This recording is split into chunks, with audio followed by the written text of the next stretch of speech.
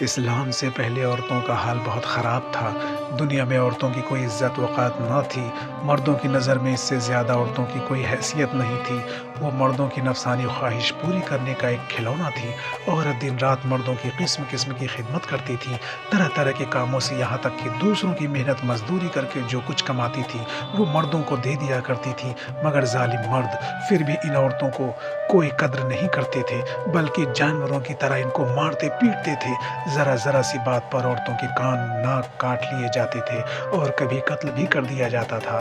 عرب کے لوگ لڑکیوں کو زندہ دفن کر دیا کرتے تھے اور باپ کے مرنے کے بعد اس کے لڑکے جس طرح باپ کی جائیداد اور سامان کے مالک ہو جایا کرتے تھے، اسی طرح اپنے باپ کی بیویوں کے مالک بن جایا کرتے تھے۔ ان عورتوں کو زبردستی لونڈیوں بنا کر رکھا جاتا تھا۔ عورتوں کو ان کے ماں باپ، بھائی بہن یا شوہر کی میراث میں سے کوئی حصہ نہیں ملتا تھا اور نہ عورتیں کسی چیز کی مالک ہوا کرتی تھیں۔